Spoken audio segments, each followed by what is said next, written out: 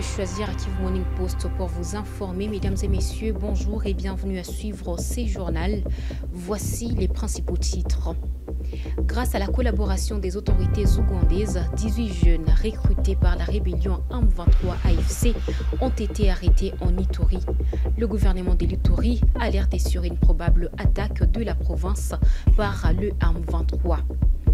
Et puis malgré la signature et la validation du document CONOPS d'opérationnalisation dans le cadre du processus de Luanda entre Kigali et Kinshasa, Kigali fait marche arrière après la sortie médiatique de Constant Mutamba, ministre congolais de la Justice. Ces titres et bien d'autres vous seront développés dans ces journaux, mesdames et messieurs, restez branchés.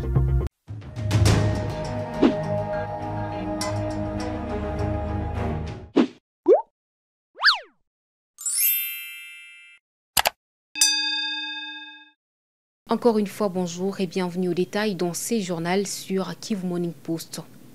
Au moins une dizaine de jeunes collaborateurs de la rébellion M23 AFC ont été arrêtés et présentés à la presse ce mardi 26 novembre 2024, comme l'a confirmé le commissaire provincial de la PNC en Ituri, le général Ngoï Sengaluakio. Les personnes que vous voyez ont été recrutées dans la plaine de Savo.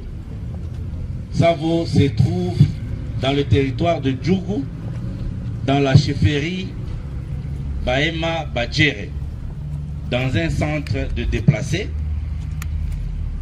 Ils ont été recrutés par un certain monsieur non autrement identifié du nom de Ngabo pour rejoindre l'AFC bar M23.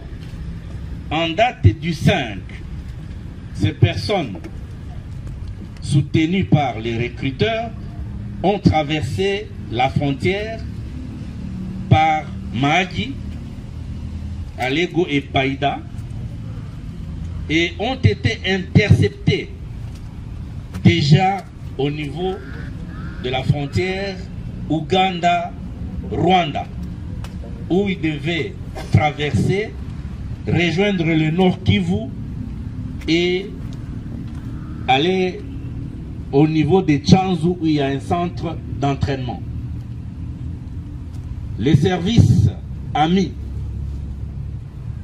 de l'Ouganda, après les avoir interceptés, nous les ont retournés.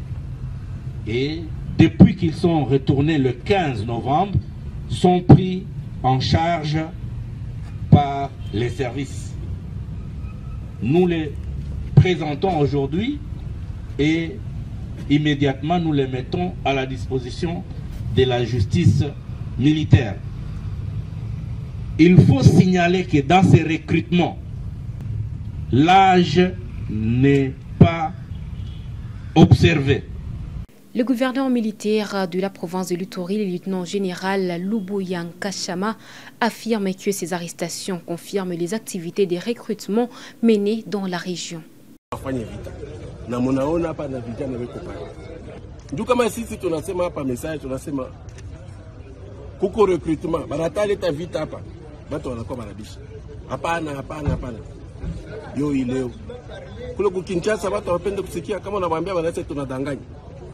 Lakini banabeba batoto kidogo, batoto wale bana na kitu na wajeni wale kawa wanawakamata, anasema wanapenda ninjua, anawadanganya, oh mko kabila yetu, oh mtapata hivi mtapata hivi. Watu hakuna hata mtu mmoja ule ku responsable wa kusema atatumikisha akili yake, hakuna. Na wanduku yao najua sema abapendi hata siku moja ke vita ifika hapa. Hakuna hata communauté moja hapa Ituri inapenda vita ifike hapa. Lakini wanaenda kubeba watu wale wako na njaa, waliza wadanganya na 20,000 francs juu ya kuisha watu. Sasa nipenda kuwaonesha hapa njuu Ituri mzima ijue waseme vitu vya hivi viko napitikana, na si wote tusimame juu vita siku hapa. Watu washeke mkichwa sasa ni mambo ya communauté. Hakuna mambo ya communauté. Ni mambo ya kwenda kubeba watu wale banapenda wapate kidogo cha kuweka kukinywa wakule, wao wanawadanganya, wanawapatia pesa kidogo. Mungu yeye kwako, Mungu anafanya kile wanawarudisha na tutaenda mna tutafanya hapo. Tunaomba Baituria bote watusikie, wasitike. Ni kweli pengine tufanye mingi. Watu wanasema itake siege pengine tufanye mingi. Lakini hii kidogo yetu tunaifanya shibote pamoja. Sikukuu mimi na watoto yangu na bibi yangu ndio tukwetu tutumike hapa. Mwe mnakoyaka hapa siku zote tunatumika na mwe, wengine weko hapa tunatumika nao. Ni kazi tulifanya sisi wote. Sasa tushiharibu ile kazi. Njoo hata mimi naenda, ule atakuya akute kwa seme kakazi kidogo. General alifanyaka na yeye afanye nini? Aongeze. Mais tusibomone kidogo hiki tulifanya. Et puis la porte-parole du gouvernement rwandais a déclaré sur son compte X mardi 26 novembre 2024 que Kigali ne pourra pas lever ses mesures de défense.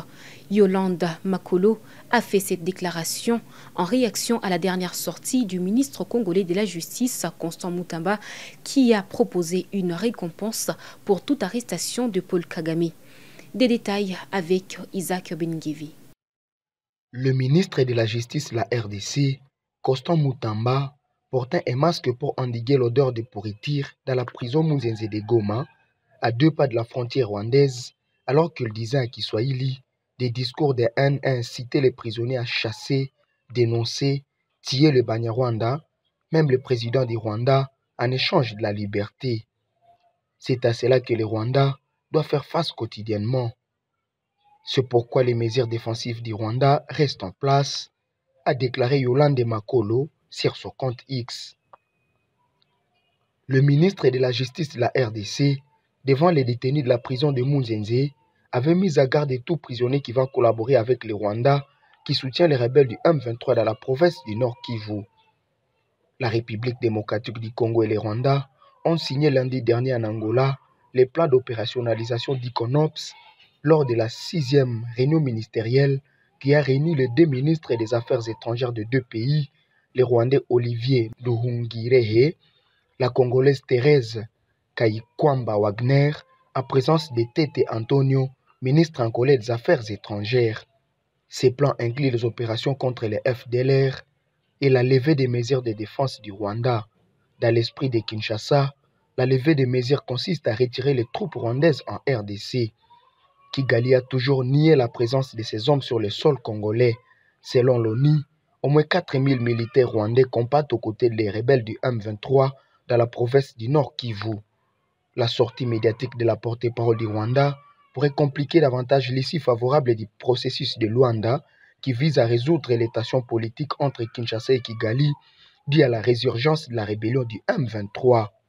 Des épouses des leaders des forces démocratiques alliées ADF ont été arrêtées par la coalition des armées congolaises et ougandaises dans les territoires de Béni, dans l'est de la République démocratique du Congo. Des explications avec Blaise Bassabossi.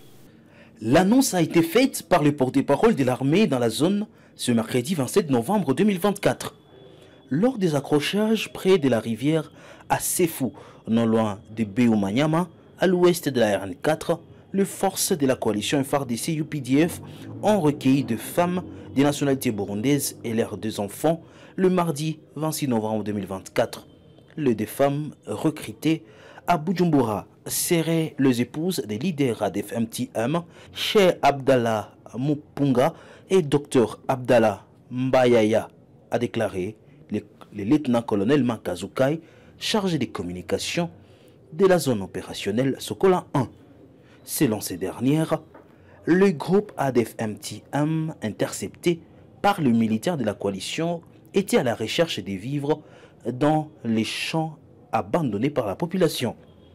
L'armée a saisi cette occasion pour appeler la population à ne pas aller trop loin des positions militaires et aussi à rester vigilante malgré la présence des forces conjointes afin d'éviter toute surprise désagréable des éléments terroristes infiltrés. Et pour clôturer ces journaux sur Kivu Morning Post, le sous-chef d'état-major chargé des opérations militaires, le général-major Chiko Chitambwe, a visité l'académie militaire de Kananga. Il y a échangé avec les élèves officiers et stagiaires, les appelant au patriotisme. Reportage de la cellule des communications de l'armée. D'entrée des jeux, le sous-chef d'état-major en charge des opérations des FARDC a dit toute sa gratitude pour les résultats satisfaisants réalisés par les élèves officiers et stagiaires au test d'évaluation organisé le même dimanche, quelques instants après son arrivée à Kananga. Il les a invités à l'attente de l'ordre de la hiérarchie pour les orientations ou retour à l'unité. La charpente osseuse, les muscles et la peau qui vous couvre appartiennent à l'armée, a déclaré le général-major Chico Chitambwe, qui a pris l'engagement de combattre toutes les antivaleurs. Pour lui, quand les antivaleurs entrent par la porte, l'efficacité de l'armée sort par la fenêtre. Le général-major Chico Chitambwe a par ailleurs promis des sanctions exemplaires de la hiérarchie militaire contre tous les déserteurs et leurs receleurs. Il a été à ce propos complété par le colonel magistrat innocent, auditeur supérieur de l'auditorat militaire de l'ex-Kassai occidental, qui a évoqué quelques dispositions du code pénal militaire sanctionnant les déserteurs, ceux qui les poussent à la désertion et leurs receleurs. Nous sommes une grande armée. Nous devons prendre le devant dans la défense de notre pays, a renchéri ce véritable descendant de Ilunga Mbidi et dont le sang armé circule dans le veine avant de marteler. Il ne suffit pas seulement d'apprendre, il faut toujours revoir ses notes, s'entraîner, regarder l'élan, car vous êtes obligés de pérenniser la formation par les services que vous devez rendre à la nation sous le drapeau. La volonté du commandant suprême, c'est de pacifier notre pays et le plus vite possible. C'est pourquoi il s'est investi lui-même à débourser beaucoup de moyens pour que nous puissions bien faire notre travail. Et pour y arriver, il faudra de l'amour. L'amour d'un militaire envers la patrie ne se déclare pas seulement. Mais l'amour devait se manifester. Il nous faut de preuves d'amour envers notre patrie. Mesdames et messieurs, c'est par cette information que nous clôturons ces journaux sur Kivu Morning Post. Nous vous remercions de votre fidélité.